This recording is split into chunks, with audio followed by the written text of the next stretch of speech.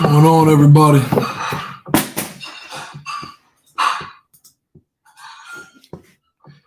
What's going on, everybody?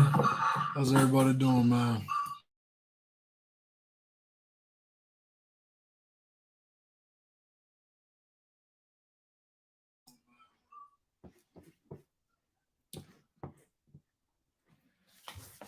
Yo, yo, yo, yo, yo. What's going on? What's going on? What's going on? Bless, bless, bless. Look, man, we're gonna start off just a little bit early. My phone got a little reverb. So we're gonna be starting off a little bit early today, man. Unfortunately, I do got to hop off here in about 45 minutes. Primarily because I got a dinner date I gotta get to. I forgot that I booked it for 8:45, so I apologize about that. But overall, I want us to get to some of what's been going on in the market overall. Really kind of touch on some of the trade hero trades that's been going out, and really just kind of see where you guys are at, see what the temperature is as far as how you guys are doing in the market. Any questions you guys got on current status of the market, trading at all, technicals, anything like that, just go ahead and make sure you got those questions ready. I'm gonna hop into really just kind of touching in on, the S&P 500, and really how we've been putting together some of these trade hero trades and what really makes some of the trades move, right? And what makes some of the trades not move, because not all of them hit all the time, right? But we do want to just kind of get a good idea of what it is that we're looking at so that you guys can replicate that when you are doing your trading. Because what I see a lot of, man, is I see a lot of people who are out here executing trades without a solid trading strategy.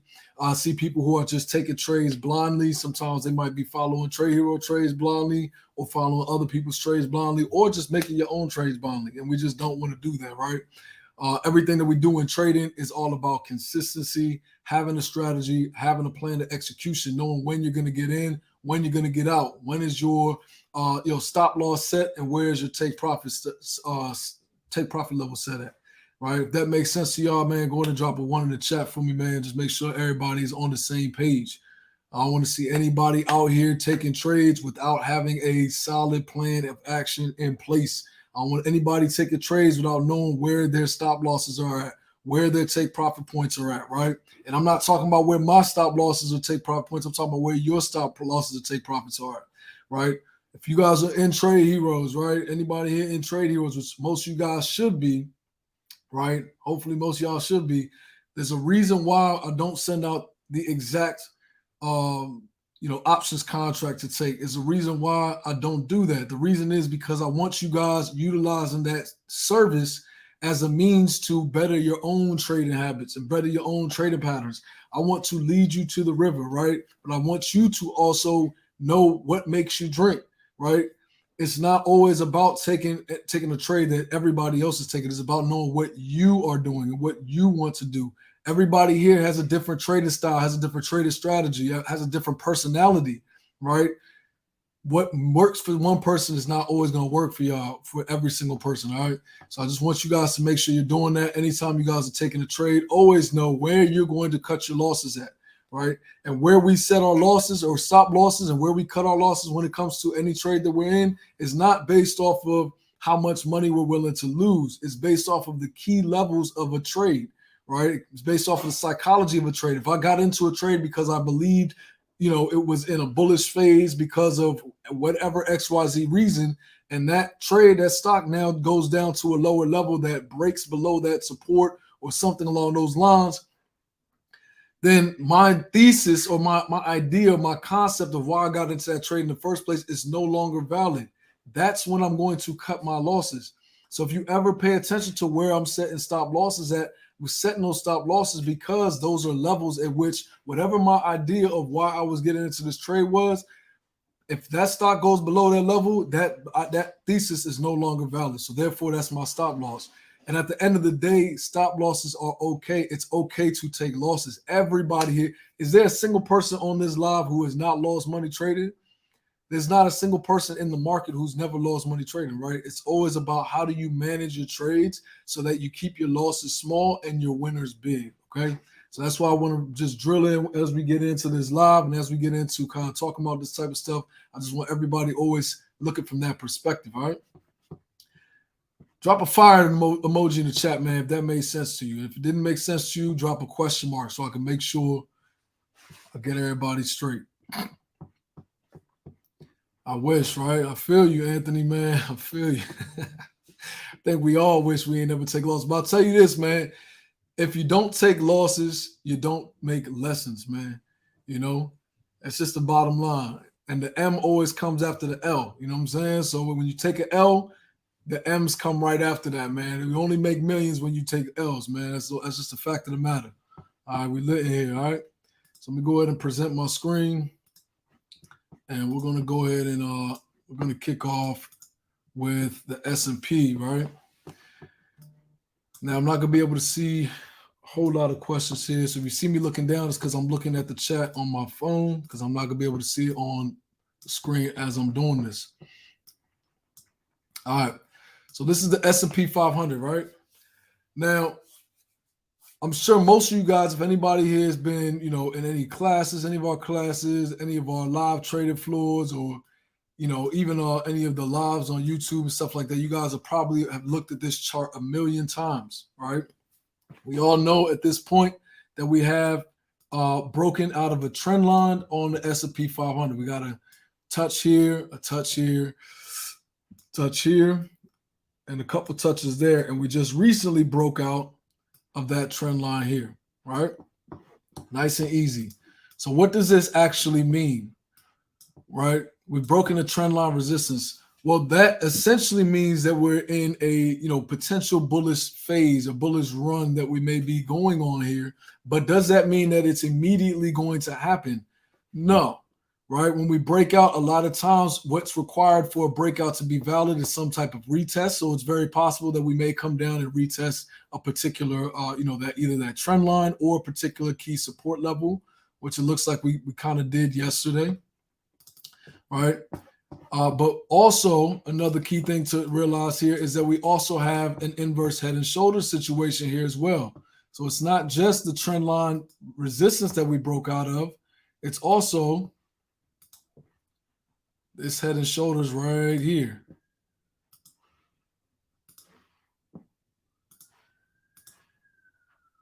All right.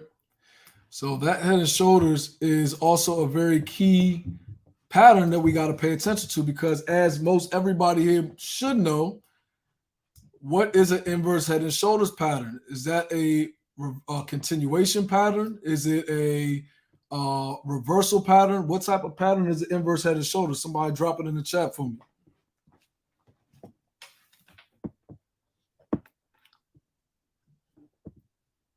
Reversal, right? So being that it's a reversal pattern, that means that that pattern indicates if we are we were on a downtrend, that pattern indicates that we may be looking for uptrends at some point soon. If you go back on the S&P 500 and we take a look here, we had a standard head and shoulders pattern, right? We were trending nicely upwards at one point. All right, we're trending nice in a nice upward direction going up here. We get a head and shoulders pattern, and then all of a sudden we start heading down. Now we got an inverse head and shoulders pattern, and what's likely to happen here is we're likely to start heading in an upward direction once again, right? Let me actually go to the weekly real quick so we can kind of zoom out a little bit.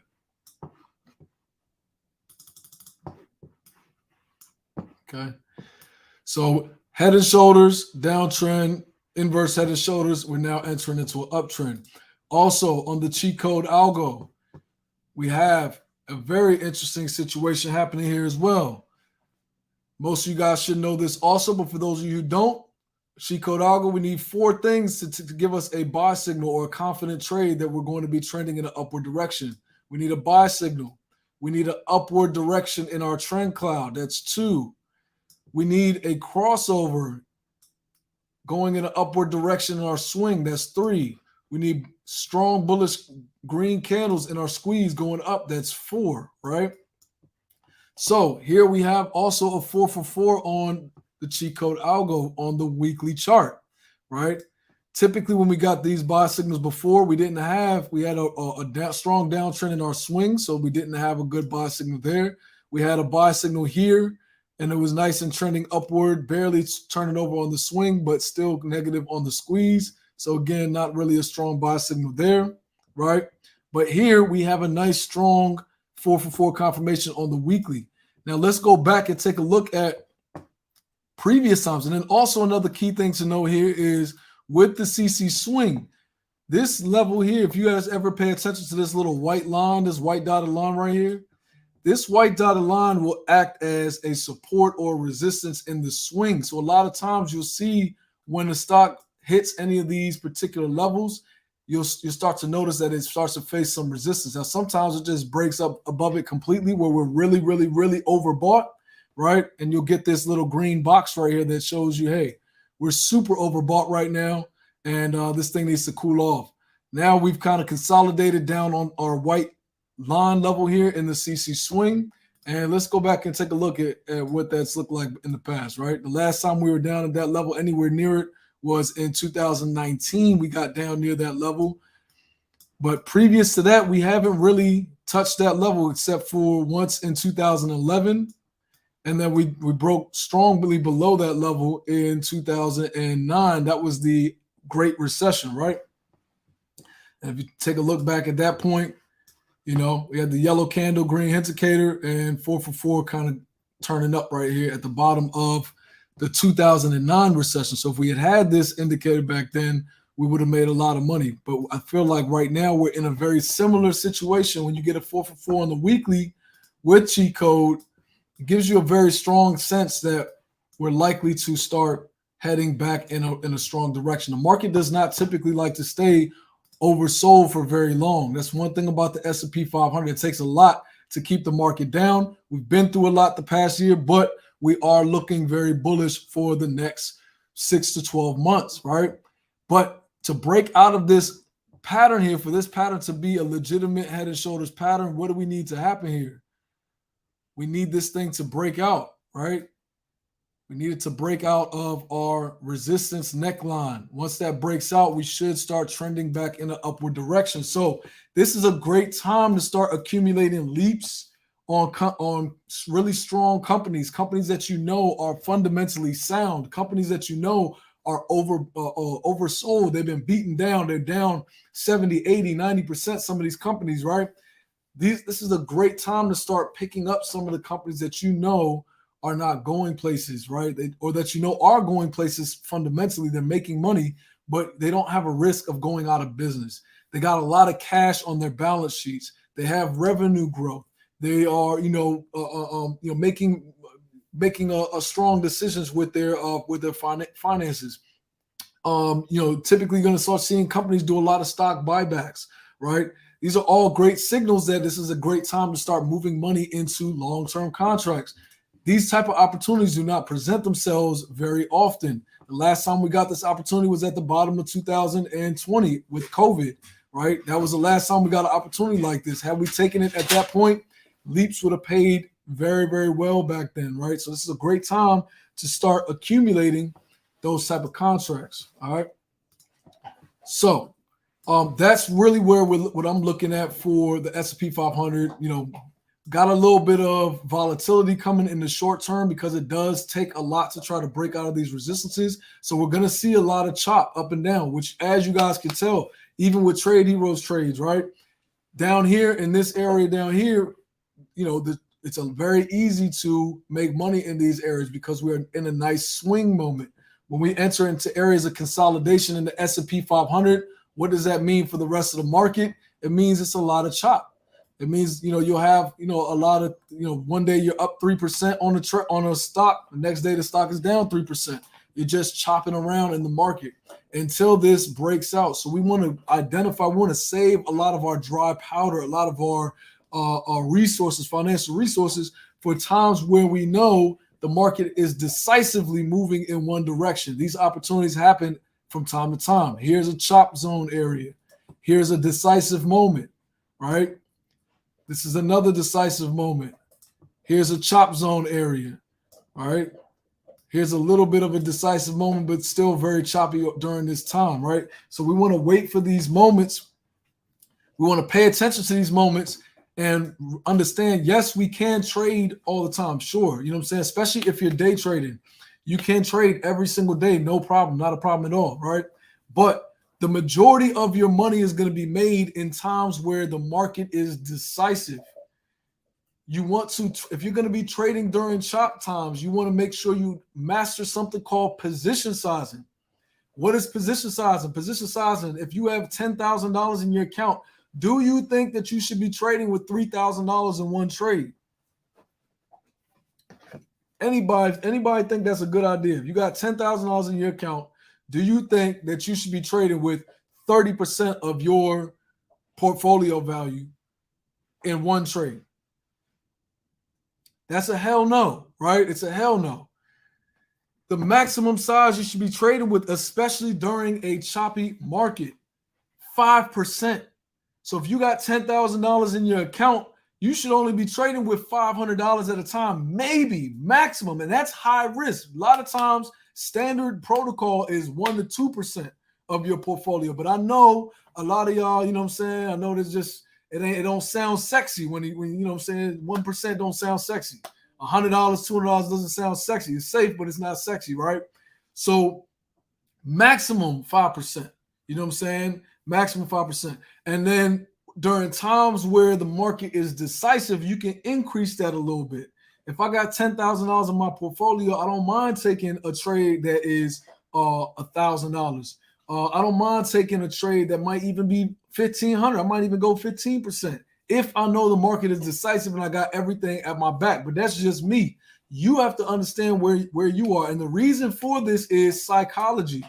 If you are trading with a lot of money that you that is in your account or large size of what you have in your account, chances are you're going to be sweating.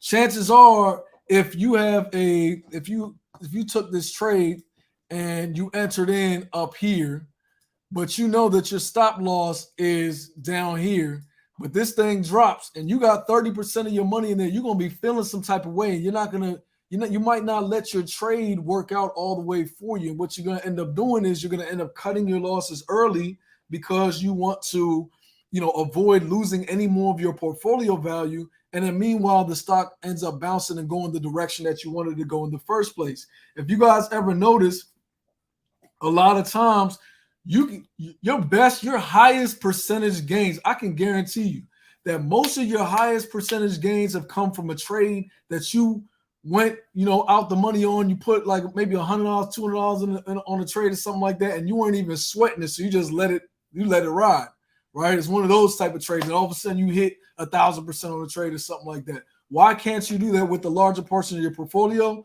Because you're going to be sweating, right? Because you're going to be more, adamant or more, just more uptight about it because it's too high risk, right? So you got to manage your risk versus reward. So anyway, I'm off of that. I just want to really drill that in because it's a very key thing, especially when you are following trades, like you're doing something like Trade Heroes, or you're in a cheat code, you're following live trades, things of that nature. You got to understand your money is your money, right? So you got to make sure that you know what you're willing to lose or what you're willing to invest or what you're willing to put up for a trade. There's no need to be greedy because guess what? At this point in time right here, you could have turned $10,000 into $100,000. At this point right here, there's a trade that you could have took that would have turned $10,000 into $100,000. This point right here, there's always going to be a point in time in the market that you're going to be able to make a lot of money. So don't sweat about this point in time or missing this trade or that trade or whatsoever. All right, man. Anyway, let's go ahead and hop off of that, man. Let's do this real quick because I got about 30 more minutes. I want to show you guys something real quick. I know I want to get into some Trade Hero recap trades and stuff like that, but I also want to show you guys this. In the S&P 500, this is a hack and one of the strategies that I use to identify, especially when we're in choppy markets or even when we're running, when the market is likely to reverse, right? So what I do is I throw the Bollinger Band on the chart. Okay. Hopefully everybody here knows how to use a Bollinger Band or Bollinger, whatever. I used stochastics, right? Stochastics is an indicator that is very similar to like kind of like a MACD, but it's much, much faster. But what I do is I go into the settings of stochastics. Typically, stochastics you're gonna find is gonna have this what's called K smoothing percentage here is gonna be set to 1. So what I'll do is I will, and hopefully if y'all are sitting at your desktop, go ahead and pull out your trading view right now and follow along with this because it's gonna be good practice. Okay. So I'll change the smoothing factor from 1 to 4. Okay. Now what's that gonna? Let me go ahead and turn this off real quick just so you guys can see a little bit better. So what that's gonna do is going to give me a good time period that if let me zoom in a little bit more. Anytime the Bollinger Bands, anytime my price action touches an exterior Bollinger Band and I get a crossover in the stochastics, typically we're going to see a sharp rejection downward, right? If we get up here, we're touching on top of our outer Bollinger Band. I get a crossover up here in the overbought area of my stochastics, and we get a sharp pullback downward, right? Same thing here. Touch the outer band, and I got a crossover here. We had a nice little pullback. Now this one was just dropped significantly. Same thing on the downside also. So here I'm touching my outer bands, and I got a crossover outside of my bands. It got a sharp move upward. Same thing again here. Touch the bottom there. So it's just a nice, if you line this up properly, it's to give you an idea of where you may be wanting to take caution if you're in a bullish trade. You know what I'm saying? You might want to take caution on that. Or you might want to take caution if you're in a bearish trade when you start touching the outer rim of that Bollinger Band and you get that crossover in the stochastics. Now, it's a key thing to change the smoothing factor on the K side to 4 because otherwise you're going to get something like this, and it's very hard to tell what the hell is going on with that stochastics. Now, the Bollinger Band, I keep it on the 2. Standard deviation. I don't really mess around with it on the 3. I mean, even though the 3 is very nice to do as well, you can do that. One of our old admins used to do that a lot. Keo, anybody who remembers Keo, used to do that a lot. To me, it doesn't work as well personally for my stees, so I like to keep it on because you'll see it right here. You don't really touch as often, but when you do touch, it means something. It means something. It's very strong. But what I like to do is I like to keep it on 2. Standard deviation, and change my stochastic smoothing to 4. And that typically, when I line this up, this typically give me a better indication that the market is likely to pull back. And then from there, what I do is once I have an understanding of, okay, I think the market is likely to pull back, then what does that tell me for the rest of the day? Well, now when I drop down, I start looking at other trades like Apple or Tesla or whatever it may be. Well, now I'm looking for a bearish trade. If I feel like the S&P 500 is likely to pull back, well, then I'm going to be looking for bearish trades in any of the other stocks or assets that I'm trading, right? So that's typically how that works. All right, that's just a little hack that I use, a little indicator hack that I find to work very well. A nice strategy that I find to work pretty well for identifying reversals, especially if you're running, because you'll have times like this where if you just try to use a regular Bollinger Band by itself, well, this is riding the outer Bollinger Band all day long. And so if it's riding the outer Bollinger Band all day long, then when do I know when it's gonna reverse? When do I know when it's actually time to take a trade? Well, that's where we wait for a crossover. Once that crossover starts to happen, now we can start looking for a reversal to the upside or anything along those lines. All right, cool. So, Trade Hero trades. Y'all go ahead and drop in the chat, man. Drop if you're already on Trade Heroes. Drop your favorite Trade Heroes trades that you want to go ahead and recap. And we'll kind of touch on that one. I know one that I want to talk about right now for sure is Boeing, because this little bastard has been slipping me up pretty heavy the past few weeks. But today is looking like we got a nice little, tap right on top of that resistance. So this is what was happening in Boeing, right? Inside Boeing, this is what I'm looking at. Let me clear this out real quick. So what I'm looking at here in Boeing, first I was looking, okay, I see I got a tap here, saying we had a little triple top looking type situation, right? So, okay, I clearly see I got a resistance level here. And I also clearly can see I have a support level. All right. So my thought process here is, okay, we had a nice strong run up.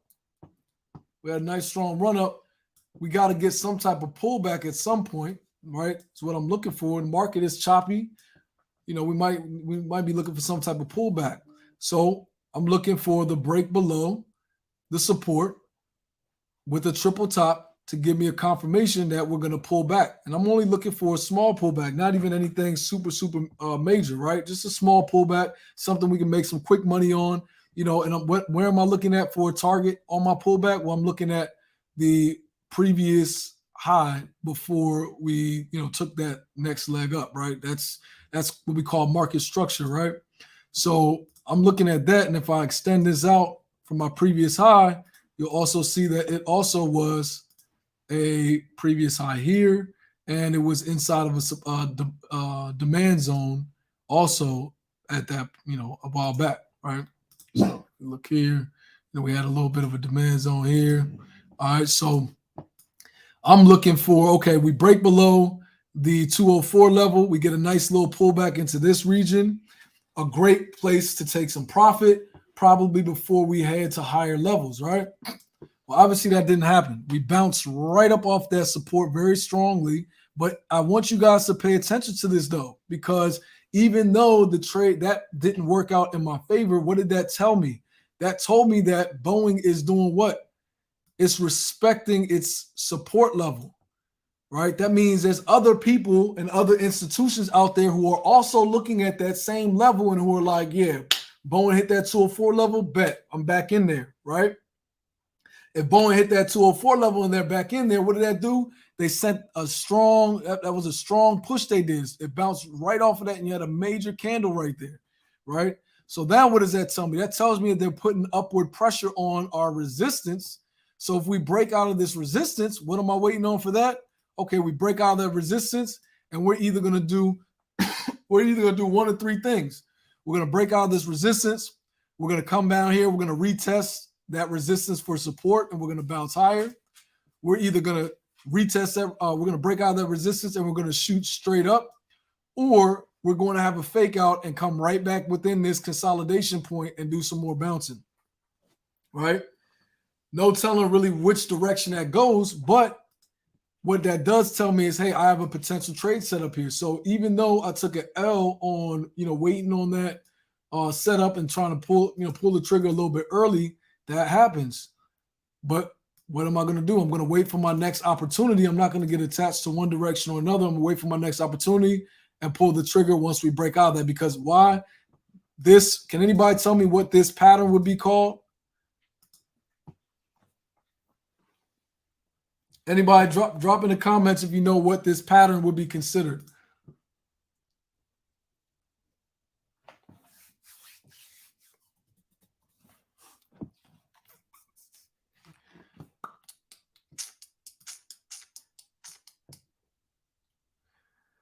Bull flag, right. So we're flagging. And that bull flag could last another couple weeks, could last another couple, days, or it could be breaking out right now. There's no real telling what is likely to happen, but it for certain is forming a bull flag pattern. So this is how we're going to identify. Now, what are we going to do? We're going to put this pattern up on the shelf. We're going to put this stock on the shelf. We're going to sit there for a watch list, and we're going to say, hey, I'm going to wait and see if this breaks out. If it breaks out, I have my trigger point, and now I'm going to enter. Now, where's my next? How do I know where I'm going to take profit at? How do I know where I'm going to take profit and where I'm going to set my stop loss at, right? That's another key question. Where do I set my stop loss in this case? If I enter this trade when Boeing breaks out, how am I going to set my stop loss? Well, what I'm likely going to do is I'm gonna pop into ATR.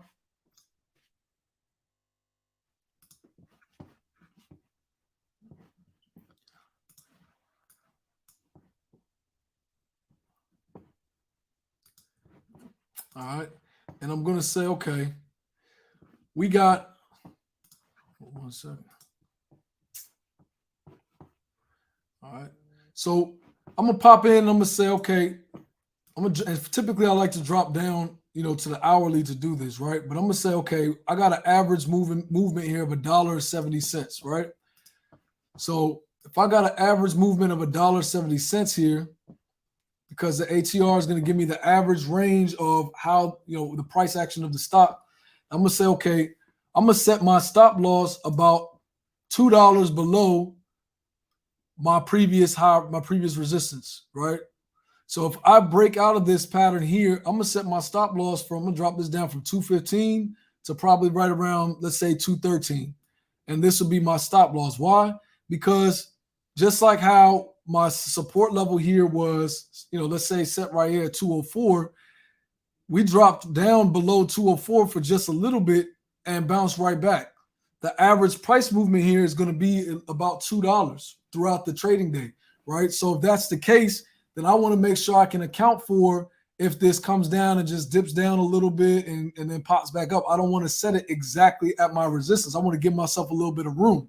And then where am I going to set my take profit point? Well, I'm going to go and I'm going to see where my previous key levels are. Right. So here's my extended line. I'm going to go through my extended line. I'm going to say, okay, I see I got some resistances up here. I see I got another one right here. And I even got another one right here. And this is just on a quick note. So let's just say we break out of this pattern here. I'm going to set my next target. I mean, I can do that, or I can also use my C code levels as well. All right. Oh, oops. Not that. It's actually already on. So if I get a buy signal here, this take profit levels are going to switch and reverse to the upside, right? And if it switches and reverses to the upside, I'll get some take profit levels on that end. But regardless, I'm going to take that and I'm going to say, okay, my next level here that I'm looking for is probably 229. If I break out of 229, I might be looking for 240, right? Just on a general level. There's other ways of doing that, right? And I use a lot of different ways, but that's just an easy way. Just looking at previous resistance level, previous supports, things of that nature will give me an idea of where my key levels are, right? So that's how I'm going to look for what I'm going to do on that next trade. Capiche? Hopefully everybody gets that. Let me see what other trades we got. Lucid was a good one. Lucid was definitely a good one. So Lucid, Lucid's a real easy one, man. We were just super oversold on Lucid. It's a company that we all know is out here, is making moves. I don't know if you guys have seen Lucids on the road, but I know I see them on the road all the time up here in Virginia, right outside DC. And so, when we get this little, bottoming action here, I mean, this is just extraordinarily low. It's only a matter of time. If you get some leaps on this, it's only a matter of time before we see Lucid higher. This really isn't a super technical play. This is more so just common sense, right? I just know this is from actual real life experience of knowing that Lucid is in the pocket, that these guys are actually, making vehicles. They're actually doing their thing. And we're at a bottoming point. So I called it out right here on January the 25th. And really, I was looking at cheat code algo. I saw that we had a 4 for 4. We're extraordinarily oversold here. We're oversold here. This is just a great entry, a great place. I mean, how much lower are we going with Lucid, to have a high risk situation? If we get some leaps here, we have a very low risk trade setup. And the next day we popped, up to $18, $19. A couple of days later,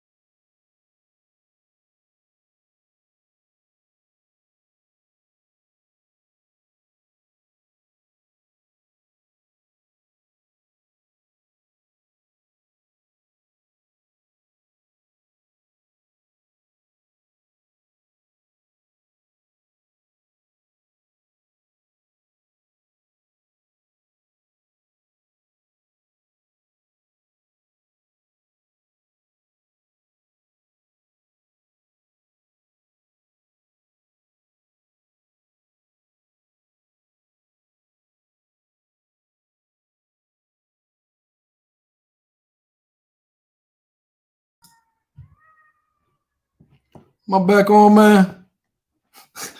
God damn. Hey y'all, let me know if let me know if I'm back on, man. I think I was frozen for a little bit. All right, say less, man. God damn, they was over here trying. Sheesh. Over here trying to cut a nigga wisdom. All right, let me hold on. Let me get back to sharing screens again.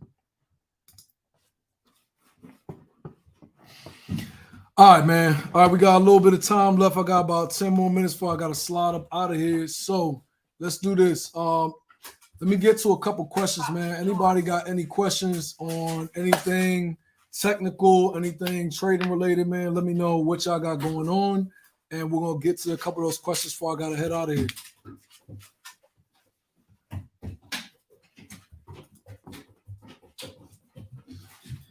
Let me see.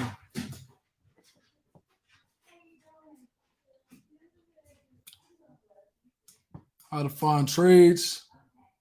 How to find trades is a good one. Let's touch on that real quick. So, how do I find trades? Finding trades is relatively easy. I'm gonna say this: it's relatively easy on most days, right?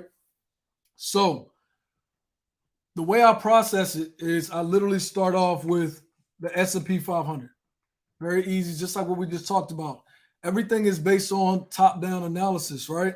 We start off with what is the overall direction of the market? Where do we think the market is going to head? And there's a couple ways of doing that, right? I can start on the weekly chart from week to week, and let me see what I feel like the market is going to do. Where's the S&P going to head this week? Well, I see I got a lot of momentum coming in, for the week. I see we're in a little, consolidation point. I know we're entering into a resistance area, so I know it's going to be a little bit choppy. But overall, I can see that the S&P 500 wants higher, right? S&P 500 wants higher. Cool. All right. Well, now, I also see that we're also a little bit overbought here too, though. So we gotta, be careful with these type of things when we want to see higher, entering into a resistance, but we are entering into overbought territory on our stochastics. But then I'm gonna drop down to the daily. All right, now I'm in the daily. What is going on in the daily? Okay, well I can clearly see that the S&P 500 just respected the cheat code trend cloud here. A lot of times, if you guys don't know, the cheat code trend clouds will act as a support of sorts from time to time. So when you're in a trend, a lot of times, typically you'll see this, the price action will start to bounce off of that trend support, right? So I can see here that we bounce off of that. We got a nice strong price action going here, right? So my assumption now is that, okay, we may be looking to trend bullish for the next few days, but I know that I'm in a chop zone. I know I'm in a resistance area. That's not a very strong, thing to stand on, right? Now, once I break out of this resistance area, then yeah, I know I'm good to go. We all brakes, no gas. I mean, all gas, no brakes, right? So right now, I'm saying, okay, I'm going to be cautiously bullish because I know that, all right, we bounce off of support. It seems like we want higher here. We have a little trend line going right now, right? If we break out of this, we may get some bullish action, right? But I know that again, I'm in a resistance zone, so I'm a little bit cautious. But now that I got that, I'm gonna wake up in the morning. I'm gonna say, okay, what direction is the market, likely to head? We're likely to head bullish. Okay, let me see if I can find some bullish setups, right? So then I'm gonna pop into my screener. I'm gonna go into my FinViz screener. I'm gonna say, okay, what is going on in the overall market? Let me see what's going on in the overall market. Let me see if I can identify any sectors that are trending over the past month, right? I can see that healthcare has been taking a hit. I can see that software and tech has been doing it pretty well. I can see utilities are taking a hit, right? If utilities are taking a hit, healthcare is taking a hit, but tech and software is up, right? What is that telling me?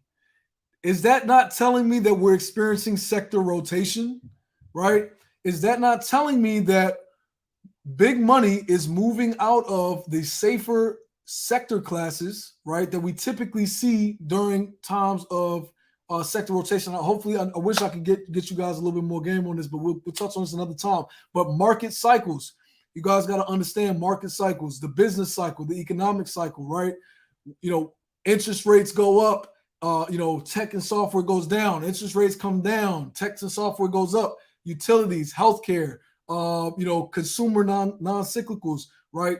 These type of sectors and industries are typically where big money is going to move for safety. Well, if I can see that healthcare and utilities is heading down, I can see railroads is down, I can see oil and gas is down, right? Then typically that's telling me that big money is now starting to move a little bit more into risk assets, right? And I can also see that when I look at something like Bitcoin. Bitcoin is the riskiest asset of all for smart money. It's typically, right, known as one of the riskiest assets compared to most stocks and things of that nature, right? So I can see that, okay, Bitcoin has had a nice strong run up. When Bitcoin had this run up before the QQQ did. So if you go to the QQQ, look at the QQQ. Bitcoin started running, the QQQ started running. QQQ started running January 10th, right? ETC started running January 7th. We got the buy signal for Bitcoin, right? And so this is telling me, okay, big money is moving into risk assets. That means that, okay, we may have some stability here in the tech space and, communication sector and things of that nature. Let me drop down to the weekly. Let me see if that's confirmed. That's still trending for the week, right? Oil and gas had a nice little run this week. Healthcare bounced back this week, but overall we still got some strength in tech. We had a nice little pullback in some of these other guys, right? So what I'm gonna do now is I'm gonna say, okay, I believe that we got some sector rotation going on, right? If I think that the market is likely to trend bullish, let me go ahead and look for some large cap stocks. Right, I'm gonna say, let me find a sector like technology, and now I'm gonna minimize this down. Okay, now let me see about technicals. Let me see if I can find anything that's oversold a little bit. Right, anything oversold? Okay, I see I got some things that are oversold. Let me go see what their charts are talking about. Right, so this is how I can look at a large amount of companies within a short period of time. Right. And so, okay, I can see here that I got Enphase Energy.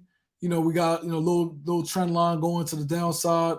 I can see a little wedge here on FIS. Do I like any of these? Not really, not particularly. Let me see if I got anything. Let me see if I take that off. All right, let me see if I got something that is 50-day high. 50-day high low.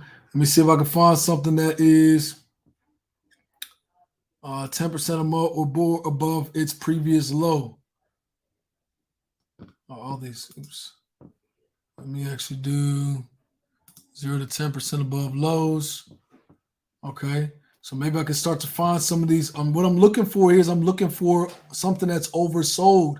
I'm looking for something that if I think that the tech sector is likely to start running over the next few weeks or whatever it is, let me see if I can find something that's oversold that has some type of reversal pattern forming, right? Maybe it's bouncing off a trend line support, and I'll just start working my way down. It is a process. It's a due diligence process. Now, 9 times out of 10, if you do this every day, you'll have stocks that you already have a plan on trading already off break. And then those start to accumulate, and then you just go, right? And there's also a bunch of other stuff that you do here. I mean, you can do pretty much anything as far as your screeners. This is very basic screener work, but overall, you just use your screener. You start top down. Now, if I find something that I think I might like, now I'll go pull it up on the big boy chart. I'm gonna get off of this thing. Okay, I see here I got like a triple top situation here. So let me go see what that's talking about, because I might be looking for a bullish trade, but I also might find something that's bearish, right?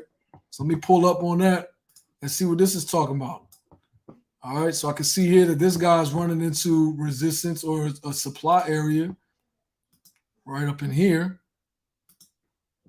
All right, so if he's running into a supply area, what does he look like? Does he look like he might have experience some pullbacks? at some point in time?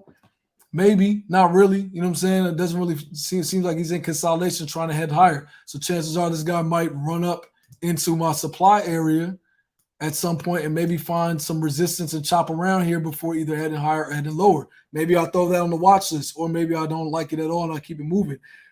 Hopefully that's making sense, right? As far as how we start to kind of roll through the process of elimination to find a trade setup. Oops. Sorry, y'all. Is that making sense for everybody? I gotta run out of here, so I'm sorry if I'm rushing through this a little bit. But overall, we want to do a top-down analysis. We want to start off with seeing what the overall market is doing.